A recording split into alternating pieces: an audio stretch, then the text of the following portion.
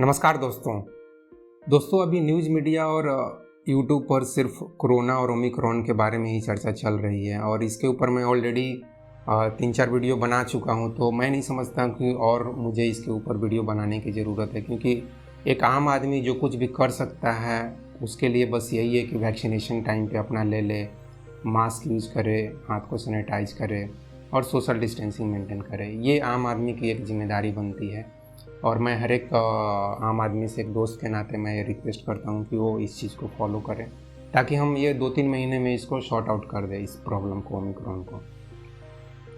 तो दोस्तों, यह वीडियो ओमिक्रॉन और कोरोना के ऊपर नहीं है, यह वीडियो है गरीबी के ऊपर। इस वीडियो में मैं गरीबी को डिफ़ाइन करने की कोशिश करूँगा और गरीबी क्या है और अमीरी गरीबी के बीच में भी मैं थोड़ा सा इसको रिलेट करूँगा। तो दोस्तों, हम सभी जानते हैं कि गरीबी एक बहुत बड़ी हमारी देश की समस्या है।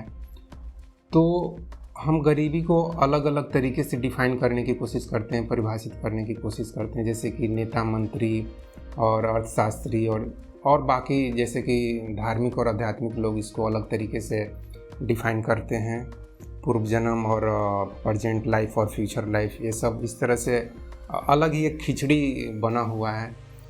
ठीक है, हम आम आदमी को भी हर एक तरीके से सोचने की ज़रूरत है कि गरीबी क्या है और इसको हम कैसे दूर करें, कैसे इस समस्या को दूर करें, क्योंकि यह समस्या आम आदमी की ही समस्या है।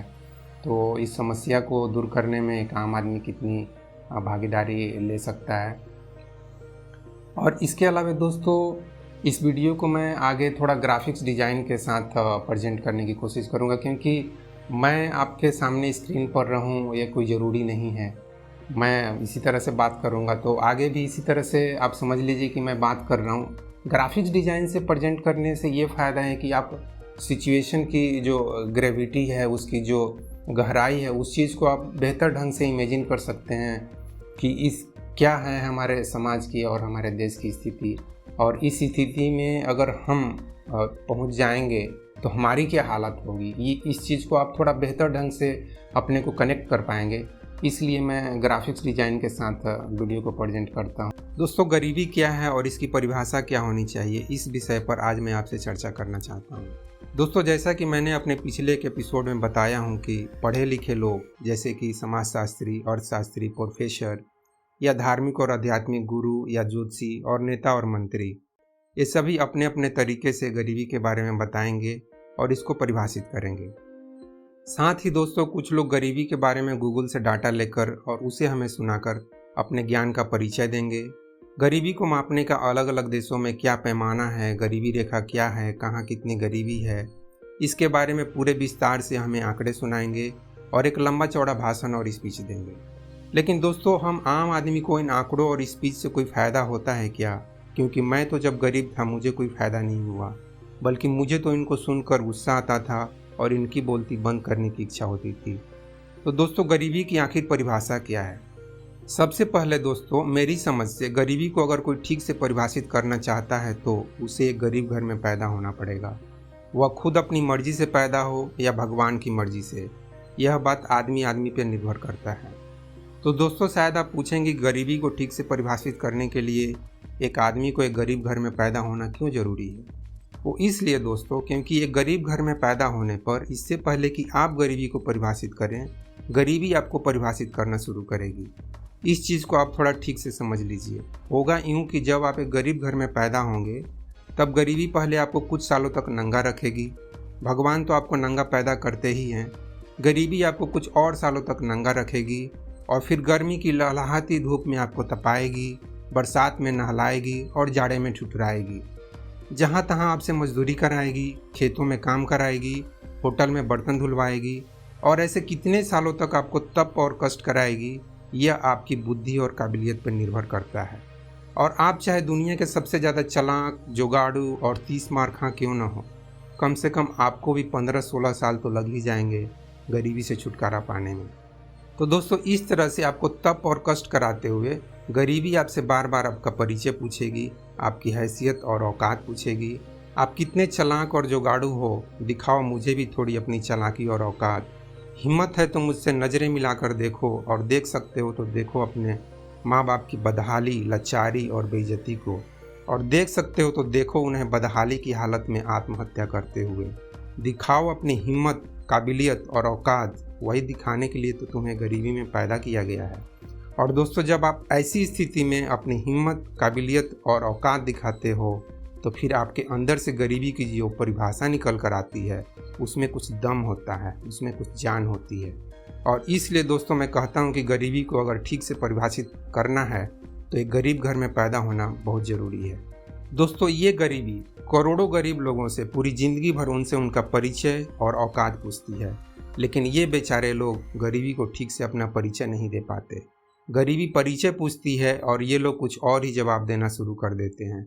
वही पुराना रोना धोना, मेरे माँ बाप ऐसे हैं, मेरे रिश्ते नाते ऐसे हैं, नेता मंत्री और सरकार ऐसे हैं, मेरा भाग किस्मत ऐसा है, भाग किस्मत का लिखा कौन मिटा सकता, इत्यादि इत्यादि और जाने क्या क्या। अरे भाई, दूसरे लोगों का परिचय छोड़ो, आप क्या हो, आप अपना परिचय और काबिलियत बताओ ना। कोई परिचय नहीं, कोई काबिलियत नहीं। हमारे देश और दुनिया में करोड़ों लोगों की यही हालत है। यही लोग जब एक अमीर घर में पैदा होते हैं तो इनके पास अमीरी की एक अकड़ आ जाती है, लेकिन जैसे ही एक गरीब घर में पैदा हुए सारी अकड़ ख़त्म हो जाती है।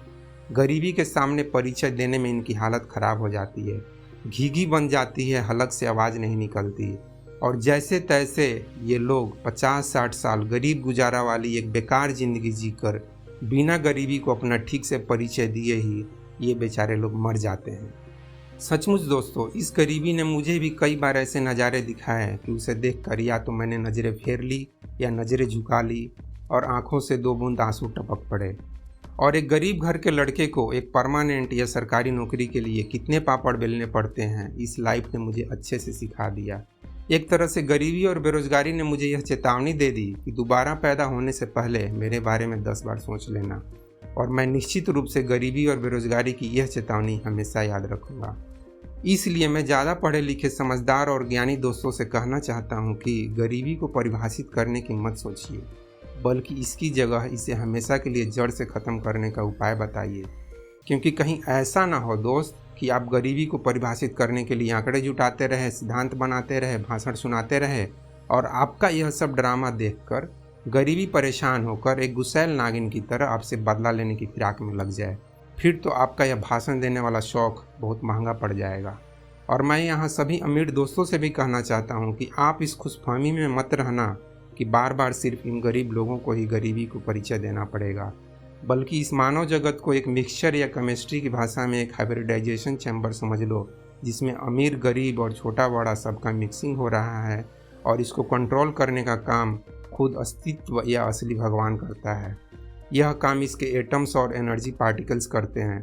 तो जिस तरह से एटम्स के बीच बेटर बॉन्डिंग के लिए इलेक्ट्रॉन्स का हाइब्रिडाइजेशन होता है, उसी तरह से टोटल ह्यूमैनिटी के बेटर डेवलपमेंट के लिए ह्यूमन सोल्स का भी हाइब्रिडाइजेशन होता है। इसलिए आप चाहे दुनिया के सबसे अमीर लोगों में से क्यों न हो, जब तक इस धरती पर गरीबी है, आपको भी गरीबी को अपना परिचय देने के लिए तैयार रहना चाहिए। और दोस्तों, इसी मिक्सिंग या हाइब्रिडाइजेशन का नतीजा है कि हमें हजारों लोग ऐसे देखने को मिल जाते हैं जो एक गरीब घर में पैदा होकर भी अपनी प्रतिभा और काबिलियत के बल पर अमीर बन जाते हैं। सिर्फ पैसे वाले अमीर नहीं, बल्कि प्रतिभा वाले अमीर। रिलीजन हो या स्पिरिचुअलिटी, लीडरशिप हो या पॉलिटिक्स, मेडिकल साइंस हो या engineering, writing, painting, singing, acting, dancing, कोई भी ऐसा फील्ड नहीं है जहां पर एक गरीब अपनी प्रतिभा का प्रदर्शन नहीं कर पाया हो। और अगर ओवरऑल देखा जाए तो इस मामले में अमीरों से ज़्यादा बेटर परफॉर्मेंस गरीबों ने दिया है, और यह सब कुछ उसी मिक्सिंग का नतीजा है।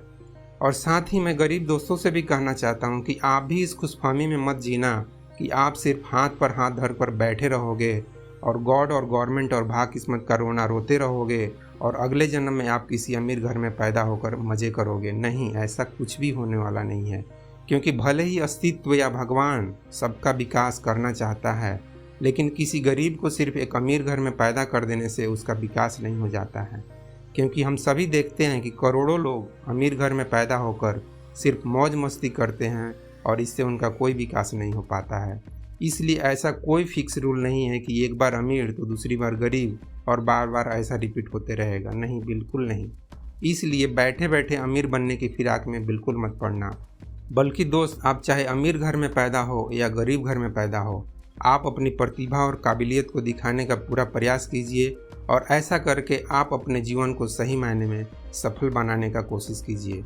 दोस्तों, ऊपर की बातों से एक बात तो 100% स्पष्ट है कि अगर हम सब लोग गरीबी से बचना चाहते हैं तो गरीबी को ही हमें जड़ से ख़त्म करना पड़ेगा। न रहेगा बांस और न बाजेगी बांसुरी। तो दोस्तों, मेरी समझ से इसका सिर्फ और सिर्फ एक ही उपाय है और वह है हमारी समझदारी और जागरूकता को बढ़ाना। और इसलिए दोस्तों, मैं उसी प्रोजेक्ट पर पिछले 20 सालों से काम कर रहा हूं और मैं आपसे भी रिक्वेस्ट करता हूं कि आप भी मेरा इस प्रोजेक्ट में साथ दीजिए। तो दोस्तों, इस उम्मीद से कि आप मेरा इस प्रोजेक्ट में साथ देंगे, इस एपिसोड को मैं यहीं पर समाप्त करता हूं। जय हिंद, जय भारत और जय विश्व, जय भगवान। Thank you friends.